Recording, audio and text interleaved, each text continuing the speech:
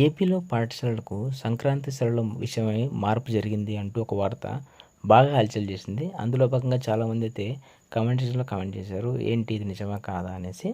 So, దానికి 2 కారణాలు ఉన్నాయి. సో, మనకేంటంటే అకాడమిక్ ఇయర్ క్యాలెండర్‌లో అయితే 10 రోజులైతే హాలిడే ఇవ్వడం జరిగింది. కానీ మనకు గత 2 నెలల్లో ఏం జరిగిందంటే వర్షాలు, వరదల కారణంగా చాలా చోట్లయితే స్కూల్‌లు మూతపడ్డాయి. దీనివల్ల సిలబస్ అనేది కొనసాగించలేకపోయారు అనేసి చాలామంది ఉపాధ్యాయులు అయితే చెప్పడం జరిగింది.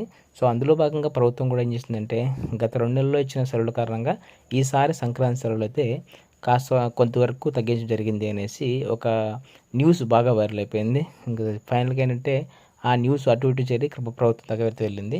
అప్పుడు ఏం చేస్తారంటే గవర్నమెంట్ కూడా దానికి సంబంధించి ఒక వివరణ అయితే ఇచ్చారు. సో, దాంట్లో భాగంగా సంక్రాంతి సెలవుల్లో ఎలాంటి మార్పు అయితే జరగలేదు. అంటే మనకు అకాడమిక్ ఇయర్ క్యాలెండర్‌లో ఇచ్చినట్టుగా కేవలం జనవరి 10 నుంచి 19వ తారీఖు వరకు రెగ్యులర్‌గా అయితే హాలిడేస్ ఇవ్వడం జరుగుతుంది.